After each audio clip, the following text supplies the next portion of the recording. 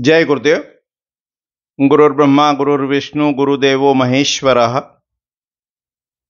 गुरुः साक्षात् परब्रह्म तस्मै श्री गुरुवे नमः।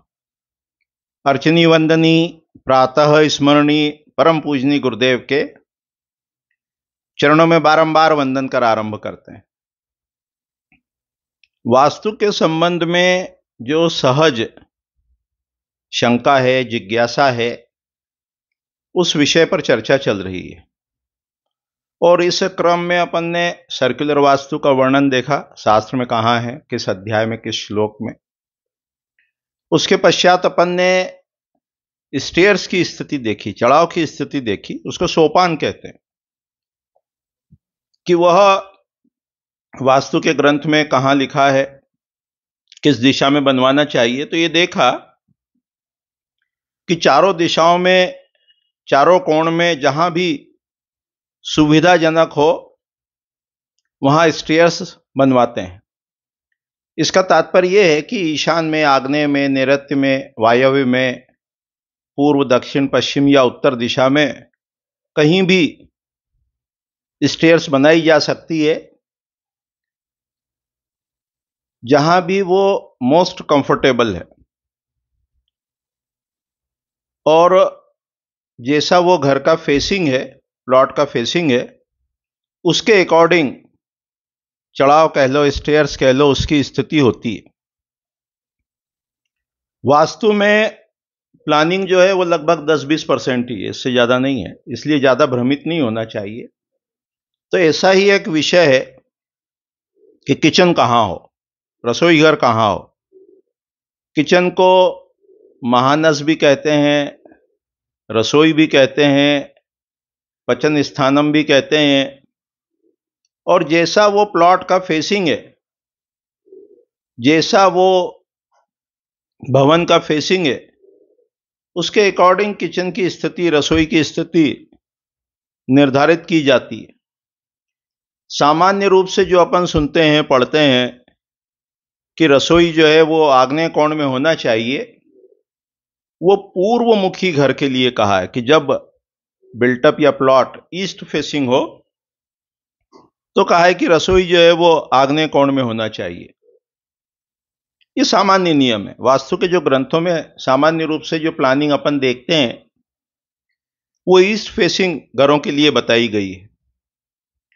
जब ग्रंथों के विस्तार में जाते हैं, उनको डिटेल में देखते हैं, तो मानसार है, मयमत है, मनुष्यालय चंद्रिका है, कामिका आगम है, इसमें प्लानिंग का बहुत डिटेल्ड डिस्क्रिप्शन अपने को मिलता है कि प्लॉट की फेसिंग के अकॉर्डिंग कहां कौन सा कक्ष बनवाना चाहिए।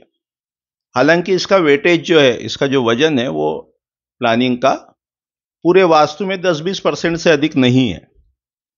फिर भी यदि कामिका आगम ग्रंथ को अपन देखते हैं तो ऐसा दिया है, ऐशानम पचन स्थानम ब्राह्मणाम विधीयते, कि जब नॉर्थ फेसिंग घर बनाते हैं तो ईशान कोण में रसोई को प्रेफर करते हैं। जब पूर्वमुखी घर होता है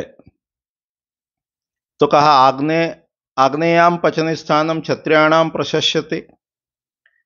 ये कामिका आगम ग्रंथ का 35वां अध्याय है।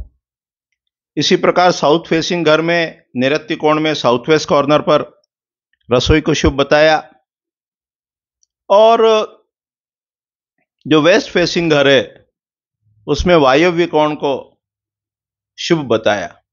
अन्य जो ग्रंथ हैं, जैसे जब अपन मानसार ग्रंथ की बात करते हैं तो उसका जो 36वां अध्याय है, उसके 13वें श्लोक में कहा, उत्तर ईशान पर्जन्य सर्वेशाम पचनालयम, कि उत्तर में, ईशान में और पर्जन्य में जो है वो सभी के लिए रसोई घर शुभ बताया गया है, कहा गया है।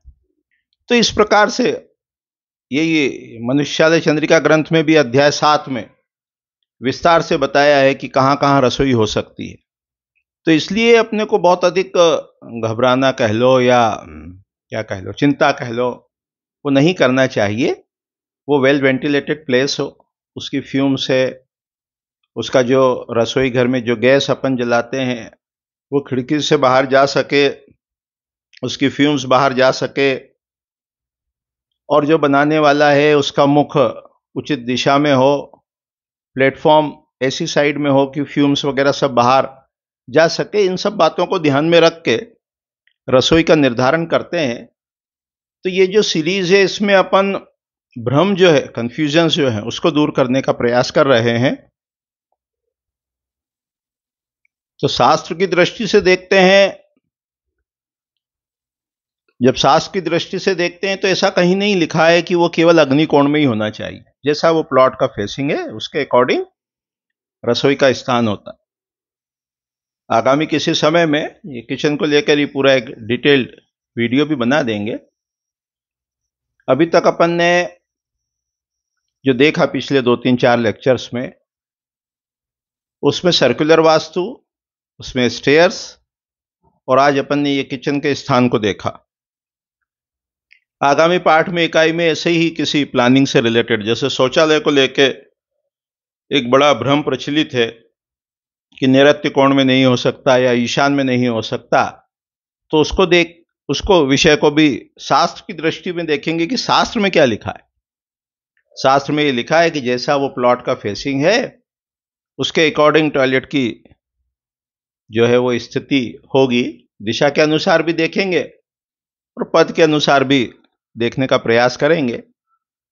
और अपन जो सदस्य बनाते हैं वो प्रक्रिया अपनी चालू रहती है। तो सदस्यों को अपन बहुत सारी पाठ्य सामग्री है, जियोजेब्रा सॉफ्टवेयर है, पद विन्यास कैसे करना है, वो उपलब्ध कराते हैं तथा समय समय पर उनको अपडेट्स भी भेजते रहते हैं। तो जो भी इसका लाभ लेना चाहें वो लाभ ले सकते हैं। इसके अलावा वास्तु के जो मूल ग्रंथ हैं, मानसार है, मयमत है, मनुष्यालय चंद्रिका है, राजवल्लभ है, ये भी ग्रंथ अपन उपलब्ध कराते हैं। तो अभी इतना ही कह के वाणी को विराम देते हैं। जय गुरुदेव, जय गुरुदेव।